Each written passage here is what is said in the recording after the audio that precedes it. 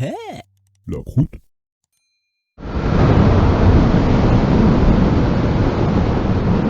Radisson, Radisson, Radisson. Oh, faut que je vous raconte une histoire avec le Radisson. Ma première voiture, c'était une Golf 3. Et elle était vieille, hein, c'était une Golf 3, donc année 95. Donc elle avait plus de 20 ans. Elle devait même avoir 23 ans. C'était en 2018. Et donc j'arrive, en fait le Radisson était en travaux, mais c'est vraiment pas important dans l'histoire, donc je sais pas pourquoi je raconte ça.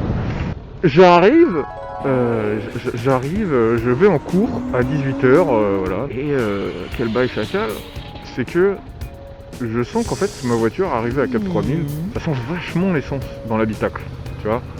Je me dis attends, faut que je m'arrête et tout, donc je m'arrête ici, à cet endroit-là, là. Et je regarde et en fait je vois que j'ai une durite. Elle est complètement détachée et du coup non, c'est pas ça. Attends, elle était toute molle. Oui, en fait elle avait chauffé, donc elle s'était complètement ramollie. Du coup l'essence coulait sur le bloc moteur et non plus dedans, tu vois. Et donc je m'arrête et j'avais vraiment mais que dalle et rien genre pour réparer ça, tu vois. Je me suis dit bon vas-y, qu'est-ce que je fais, allez, je suis vraiment, tu vois, c'est comme si j'étais là, que je devais tourner à gauche à la prochaine, monter sur 2 km et j'étais arrivé et au pire je la laissais au parking de ma fac, tu vois, la voiture. Donc je repars et justement, arrivé devant le Radisson, je vois de la fumée qui commence à sortir du capot. Mais genre violemment, hein, de la belle fumée blanche et après une bonne grosse fumée noire. Je m'arrête, ma voiture qui a tout simplement pris feu. Ma bagnole a pris feu, genre elle a pris feu, je sais pas comment vous décrire mieux que ça. Et là du coup je me suis dit bon, le dernier truc à faire c'est de paniquer, tu vois. Donc je me suis dit allez, on se calme direct, la voiture est en train de brûler, qu'est-ce qu'il faut faire? Il faut éteindre le feu.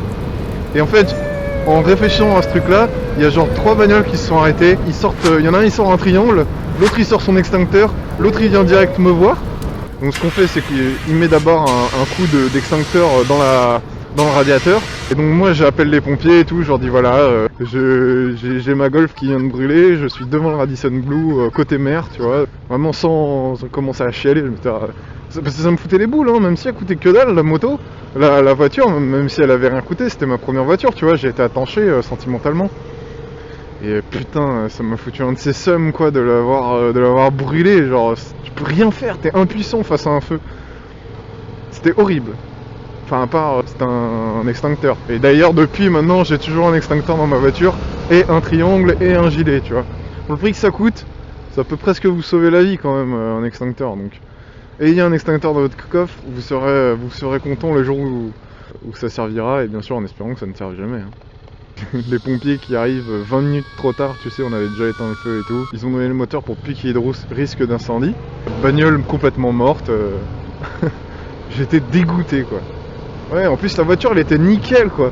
Et en attendant les pompiers, il y a carrément un mec qui est venu, tu vois, un mec comme moi, genre de 20 ans et tout, mec super sympa, il s'est arrêté, oh putain fait chier et tout. Il a vu l'intérieur, il a dit mais attends mais elle est nickel ta voiture. J'ai dit bah ouais, bah regarde dans quel état elle est quoi. Et du coup c'est comme ça que j'ai perdu ma voiture. Ma première voiture. Mais bon après je me suis acheté une belle haute caisse et j'étais très content avec. Et puis voilà, faut pas non plus s'attacher, ça reste que des voitures, mais bon, faites attention quand même, hein. C'est dangereux, en plus tu sais, j'étais dans les embouteillages à moitié et tout. Heureusement j'avais la place de m'arrêter sur le côté, tu vois. Et puis j'avais juste, tu vois, la bagnole s'est arrêtée de marcher en fait quand je roulais et quand elle fumait. Du coup j'ai eu juste le temps de faire un écart comme ça, de parfaitement me garer, de faire le dernier créneau.